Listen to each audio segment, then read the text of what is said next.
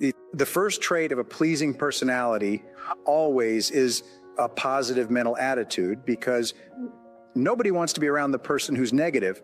And no matter what other traits you may have, if you don't have a positive mental attitude, at least when you're in the presence of people, you're not going to be considered to have a pleasing personality. And the next one is on flexibility, the ability to unbend and adjust yourself to the varying circumstances of life without going down under them. You know, there are a lot of people in this world who are so stuck in their habits and in their mental attitude that they cannot adjust to anything that's unpleasant or anything that they don't agree with. Do you know why Franklin D. Roosevelt was one of the best? Because he adjusted himself to their mental attitude, and he didn't get mad at the same time. The elephant has learned to be flexible enough not to get mad when the other fella is mad, because there are so many things in this life that you have to adjust yourself to temporarily if you're going to have peace of mind and good health. It might as well start now. Learn to do it. If you're not flexible, you can become flexible. Number 3, on the pleasing tone of voice, a lot of people have harsh tones. They talk does not have personal magnetism. They do not know how to give a pleasing tone to his voice, and he'll never get his audience in a million years if you try. You've got to learn to, if you're going to teach, if you're going to lecture, if you're going into public speaking, or even in good conversation. If you can't do that now, you can do it with a little bit of practice, oftentimes by simply lowering your voice, not talking too loudly. I don't think that anybody can teach another person how to make each tone of voice pleasing. I think you have to do that yourself. You have to do it by experimenting. But first of all, before you do it, you have to feel pleased. How could you use a pleasant tone of voice when you felt angry, for instance? You can, but it's not too effective unless you really feel inside of you the way you're expressing yourself. All those are things. They're carefully studied techniques that you have to acquire. I don't know of anything that will pay off better than to be pleasing in the eyes of other people. It's just one of those things that you can't get along without. You know, a lot of people don't understand the full meaning of tolerance. That means an open mind on all subjects toward all people at all times.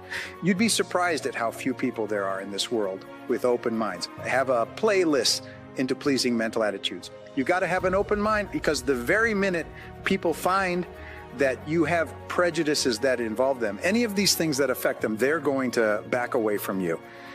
Do you have any idea why it is that I can have all of the religious followers of all religions in my classes and get along well with all of them? To me, they're my fellow beings or my brothers and sisters. I never thought I think of anybody in terms of what he believes politically or religiously or economically. If you have a closed mind, you'll find that you'll miss out on a lot of information, a lot of facts that you need. That means you've ceased to grow. A keen sense of humor, if you don't have it, you have to cultivate it so that you can adjust yourself to all of these unpleasant things. One of the finest tonics that you can take is to have a good laugh at least several times a day. If you don't have anything to laugh at, look at yourself in the glass. You'll always get a laugh out of that. Surprised you out of your mind right while you're doing it. If you've got troubles, they'll melt away, and they won't seem near as big when you're laughing as when you're crying. Next, the frankness of manner and speech. Discriminate control of the tongue at all times based upon the habit of thinking before you speak. Now, most people don't do that. They speak first and think or regret afterward, because if you just before you utter any kind of an expression to anybody to figure out whether it's going to benefit the person that's listening or damage it, well, it's going to benefit you or damage you. Number 7, pleasing facial expression. No, it's a marvelous thing to learn to smile when you're talking to people.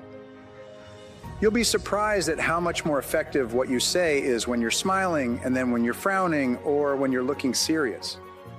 That makes a tremendous difference on the person that's listening.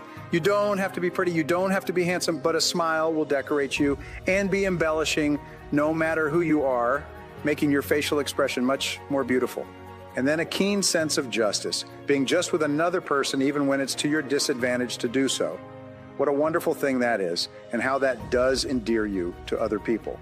Do you have any idea how many people there are that are just fair and just and honest only when they know it's going to come back to them in one way or another? how quickly they'd be dishonest if it is profitable to them to do it. And then excellent sincerity of purpose. Nobody likes a person who is obviously insincere in what he says and does. Do you think a person who doesn't know anything except about one thing, and you'll find a person that becomes tiresome the moment he gets out of that sphere? Tactfulness in your speech and in your attitude toward other people. You'd be surprised how much you can do with people if you're just tactful with them. Oftentimes, instead of telling people to do things or asking them to do things, it might be very tactful and helpful if you requested them and asked them if they would mind doing things, even though you're an authority to give them an instruction. One of the most outstanding employers I ever knew, like Andrew Carnegie, he always asked his associates and his employees if they would mind doing something for him or if it would be convenient or suitable. No wonder he got along so well with people. No wonder he was so successful. And then the promptness of decisions that you've made. Render snap judgments. Number 13, faith in infinite intelligence. You would be surprised how many people there are to give lip service to this question of faith in infinite intelligence and don't do very much about it outside of lip service. They don't indulge in very outstanding acts backing up their alleged belief in infinite intelligence. I don't know how the Creator feels about it, but I believe that one act is worth 1,000,000 tons of good intentions, probably just one act. Number 14, appropriateness of words. I never saw an age when people indulged in slang statements, double talk, and all that sort of thing as now. And it may seem smart to the fellow who's doing it, but it's not smart for the fellow who's listening. Then the controlled enthusiasm. Turn on his enthusiasm at the right time, the right amount, and then turn it off at the right time is going to be considered to have a pleasing personality. And incidentally, if you're not able to exude enthusiasm when you want to, you certainly are not going to be considered a pleasing personality, because there are times when you definitely need it. Almost anything that you're doing in human relationships requires a certain amount of enthusiasm at times. And enthusiasm is one of those things you can cultivate. It's just like all these other qualities. Control enthusiasm. You're not going to win all the time in life. Nobody can do that. There are going to be times when you lose. When you lose gracefully and graciously, and then don't take it too seriously, no matter what it is. You know, during the Depression, I had 4 of my friends. I lost twice as much as they did, and I didn't jump off a building. I didn't shoot myself. I didn't poison myself. And I said to myself, well, darn it, all over again. Wherever I get a bunch of people together to listen, I'll be able to start making money. You can. How are you going to down a person with that kind of an attitude? No matter how many times he defeats, he's come right up again just like a cork. You can put him down in the water, but he could bounce up the moment. If you don't take it, you'll make it. Number 7, in common courtesy. What a wonderful thing it is to be courteous to the person to whom you don't have to be courteous. I've always thought that anybody that would abuse another person in public and with or without a cause had something wrong with his machinery. And then something is missing in life, then the appropriateness of personal adornment. That's important to anybody in public life. Ordinarily, the best dressed person is the one that's dressed so that if you were told to describe how he or she would dress later on, you couldn't do it. You'd say, well, I know it was. He looked nice or she looked nice. Then good showmanship. You've got to be able to be a good showman. Know when to dramatize words, when to dramatize circumstances. You know, there are certain things, if you describe them in just ordinary language and didn't dramatize them as you went along, well, you'd fall down flat. You've got to learn the art of showmanship as you go along. And it's something you can learn. Then on temperance in eating, drinking, working, playing, and thinking. Do yourself just as much damage with ease as you can with drinking liquor, just as much. I don't allow anything to take charge of me, not too much, not too little. Temperance, temperance. It's a marvelous thing. There's nothing so very bad in life, don't you know, if you don't overdo it. Then patience under all circumstances. You learn to time these things so that you get action out of other people at the time once more when the time is more favorable.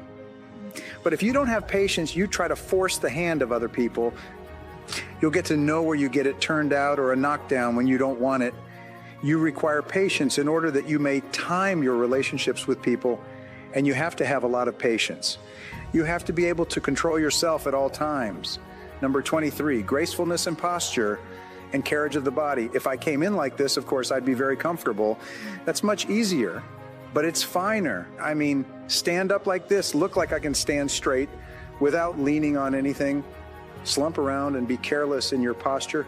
Marchi is one who is not too particular about his own personal appearance, and so forth. It's a good idea to have gracefulness in posture and carriage of the body, then the humility of the heart. I don't know of anything as wonderful as to have true humility of the heart. I try to maintain that sense of humility in my heart, regardless of what happens to me that's unpleasant, and regardless of how sick. The more successful I become, the more human I observe this feeling of humility of the heart, recognizing that after all, whatever success I have is due entirely to the friendly, marvelous love and affection and cooperation of other people. Lastly, personal magnetism. That's an inborn trait and the only one of the traits of personality which cannot be cultivated, but it can be controlled and directed to beneficial usage. Convert that great created energy over into doing the thing that you want to do most of the time. Being, in that word transmuting, something to conjure with, something to look up in the dictionary, make sure you understand what it means. You're going to find out that when you really come down to answering these questions and giving yourself a rating that you have certain weaknesses that you didn't know you had. Let's find out about ourselves to see just where we stand, what it is that makes us tick, why people like us, why people dislike us. The development of character is the great business of life. Your ability to develop a reputation as a person of character and honor is the highest achievement of both social and business life. Ralph Waldo Emerson wrote, "What you do speaks so loudly that I cannot hear a word you say."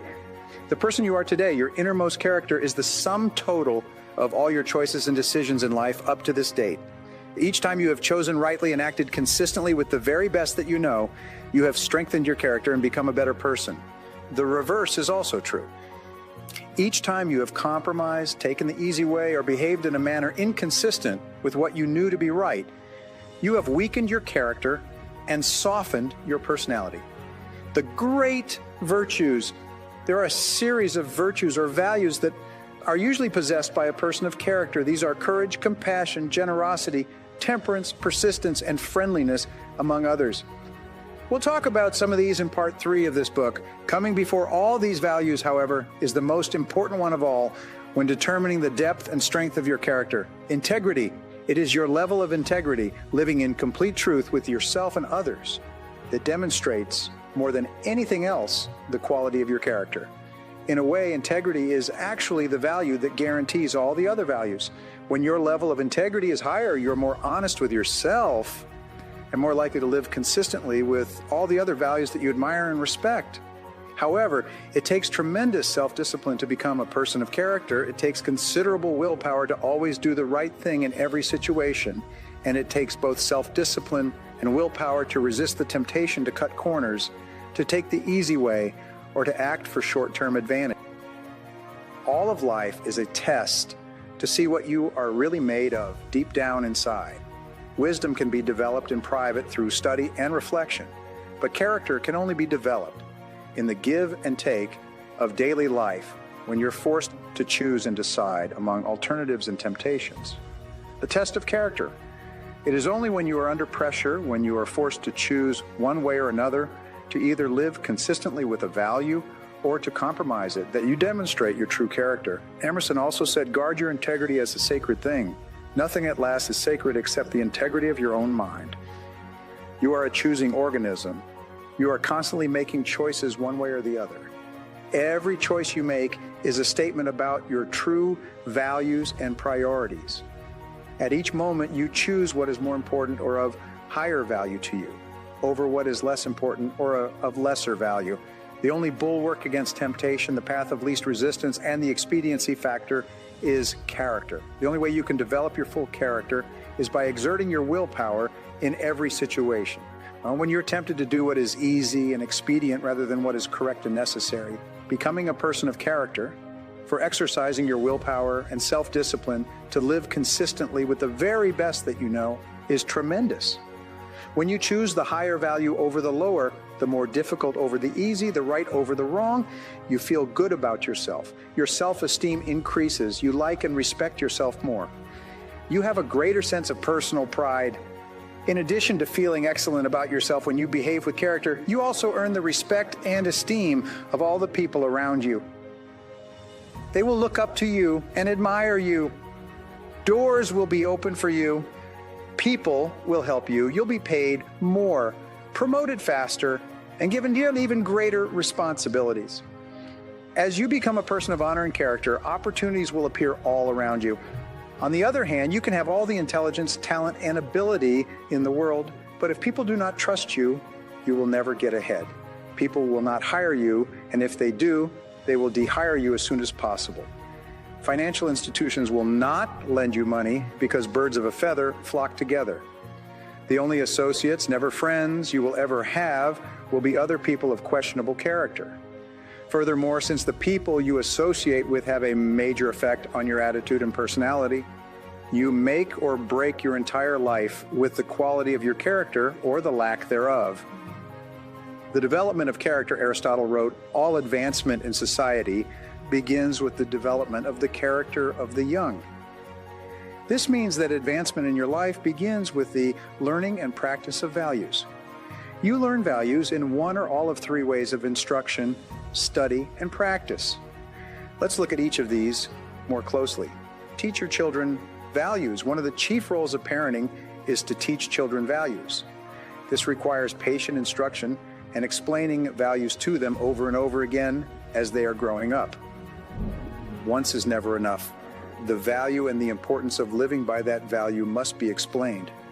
Parents must not only give illustrations, but also contrast the adherence to a value, especially that of telling the truth, with its opposite, that of lying or telling half-truths. Children are very susceptible to the lessons they receive from the important people in their lives as they're growing up.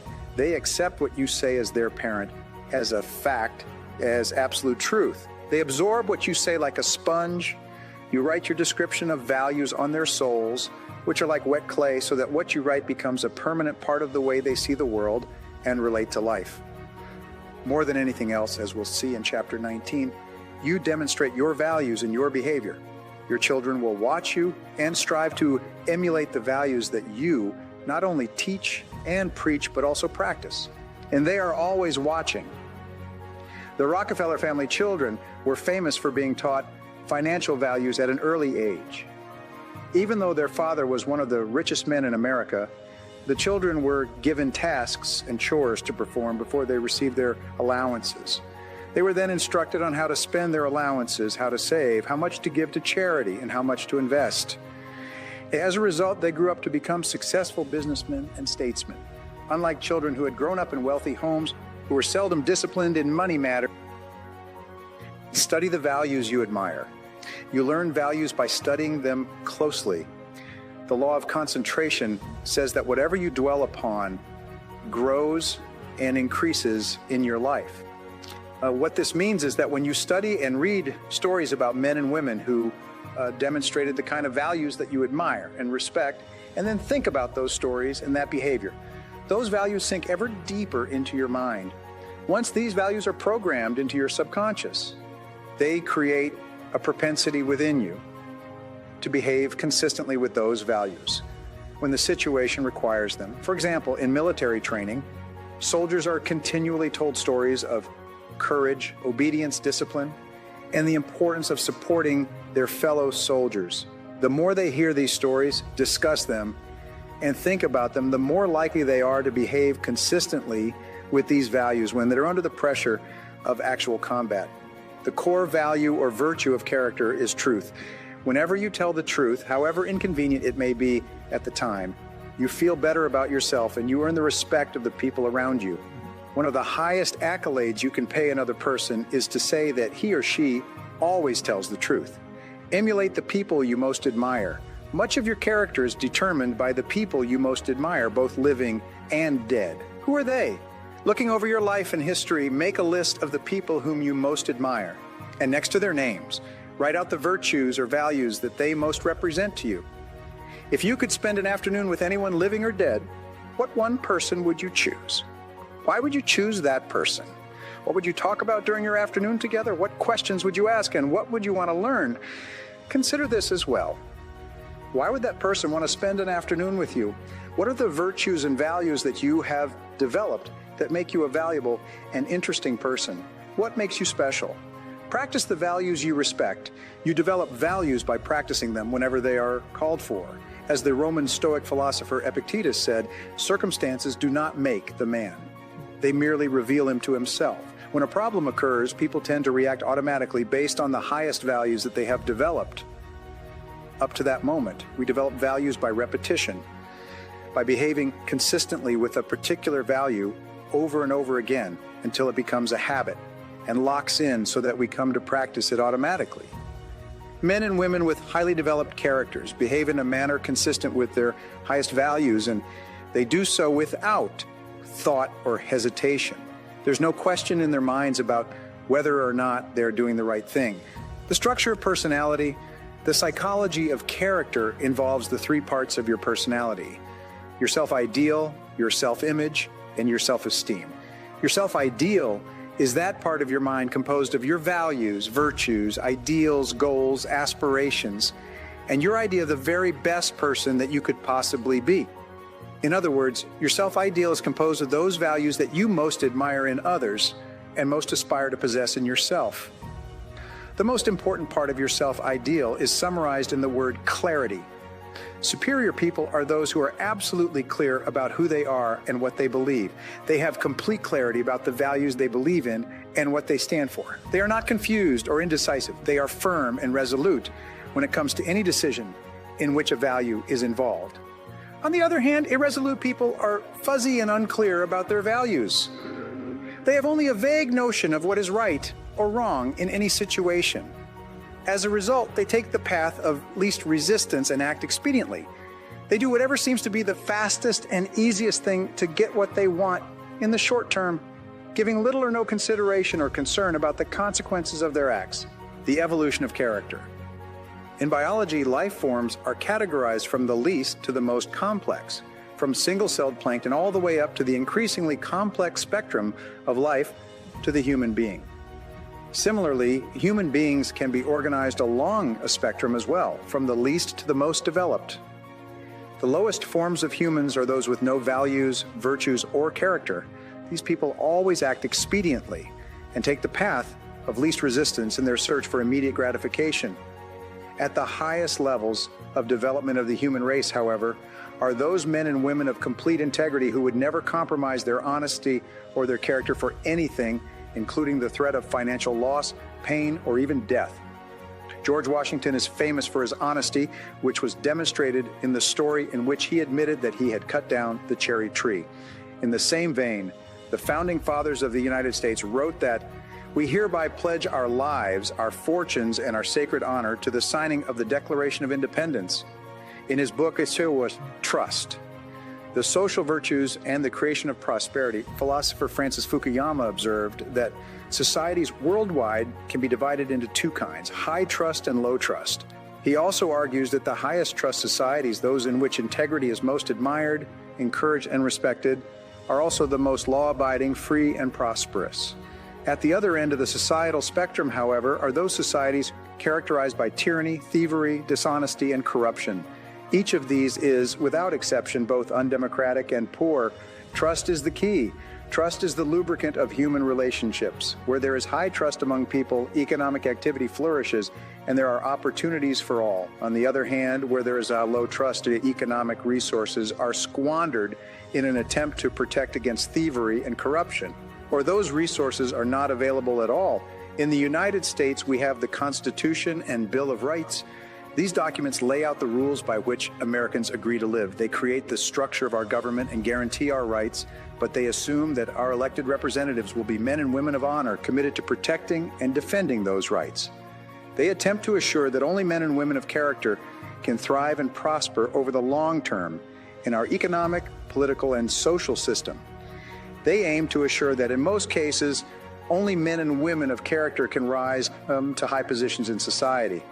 Although our system is not perfect and people of questionable character occasionally rise to positions of prominence, it has seldom lasted for very long.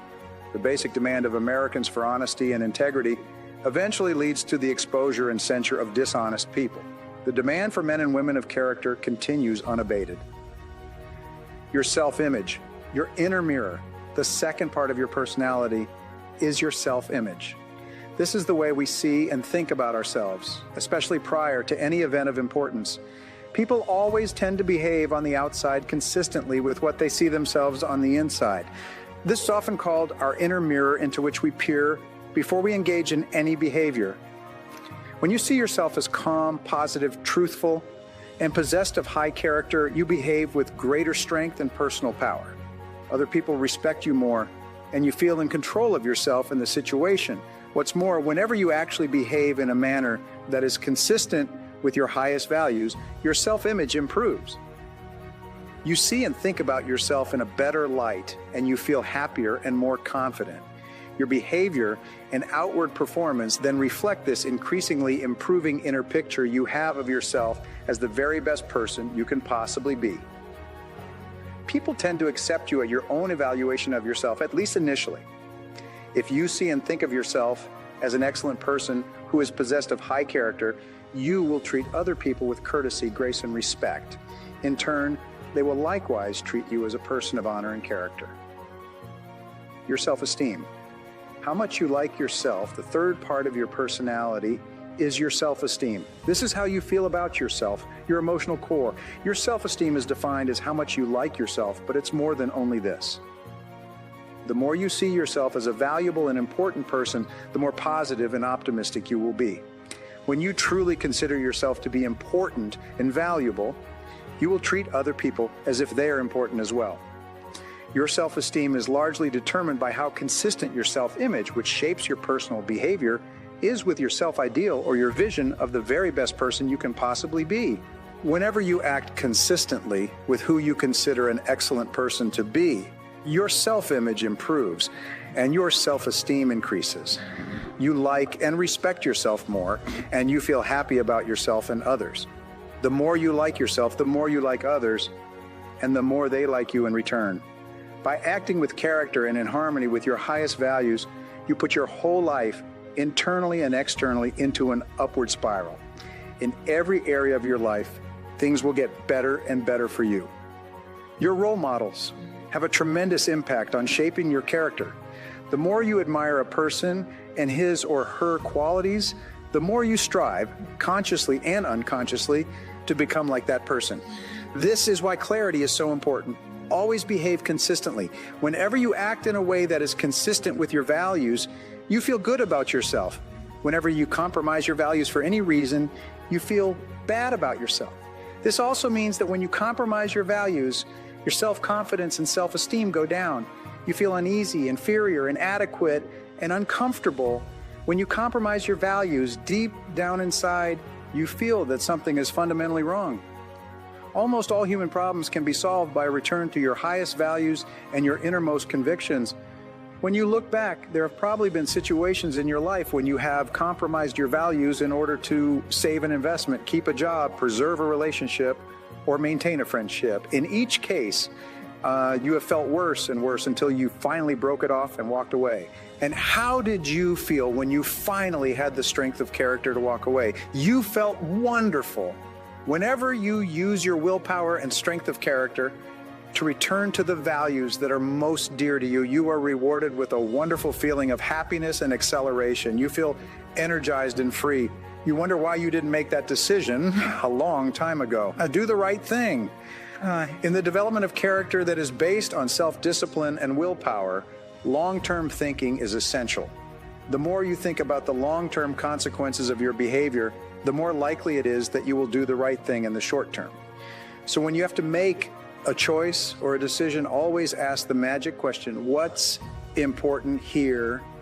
Practice the universal maxim of Immanuel Kant, the philosopher.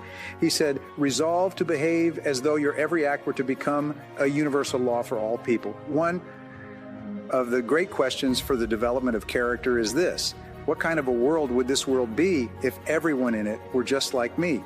Whenever you sleep, whenever you do or say something that is inconsistent with your highest values, immediately get back on your horse. Say to yourself, this is not like me, and resolve that next time you'll do better. What you dwell upon grows. If you are in a situation today in which you are not living up to your highest values, Make a decision this very minute to confront the situation and straighten it out. The minute you do, you will once again feel happy and back in control. There's an old Indian story. On my shoulders are two wolves. One is a black wolf, evil, who continually tempts me to do and say the wrong things. On my other shoulder is a white wolf that continually encourages me to live up to my very best.